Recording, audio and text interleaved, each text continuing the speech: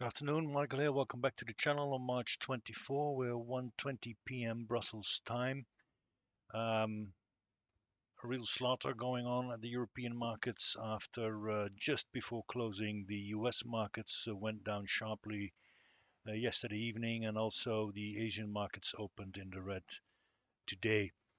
Um, that's why today we'll not have too much to add to the watch list or to review in detail. What I'll do later is take you through the sweet spot as it is now. We've got 6 shares in the sweet spot, of which still 4 have a technical catch up on the very short term.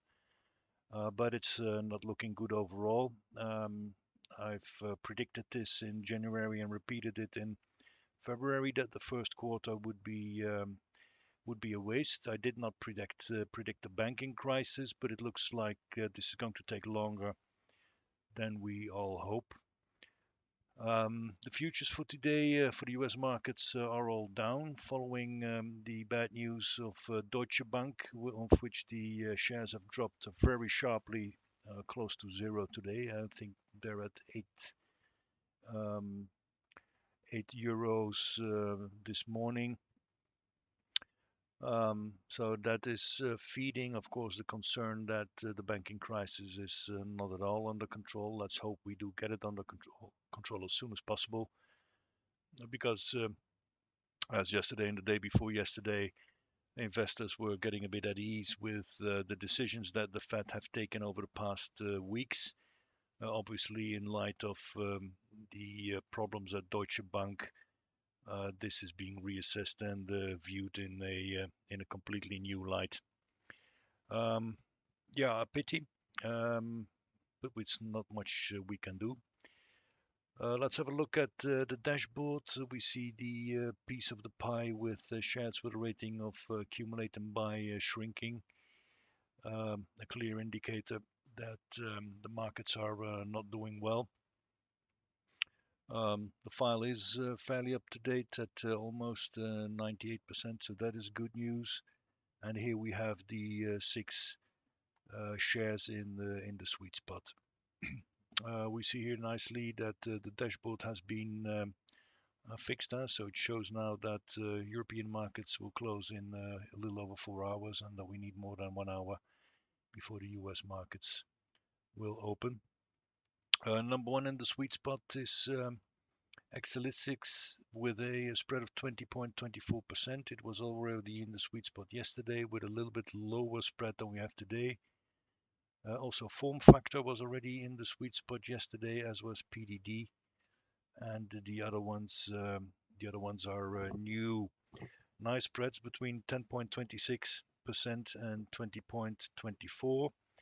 I have validated already all the first resistances, so you can assume that these spreads are the correct ones. In order to see which are the shares that are looking at a very short-term catch-up,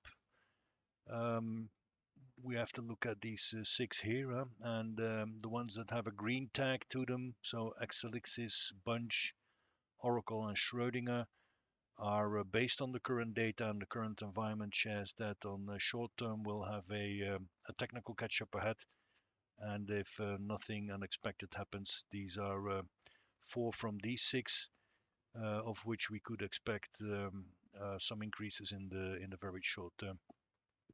Same applies actually for Dr. Horton here, number 12 on the watch list in terms of sweet spot spread, but of course, as it has a spread lower than 10%, which is my arbitrary threshold, it's officially not in the sweet spot, but obviously it's not a bad share, with a rating of accumulate, a spread towards the first resistance of 8.16%.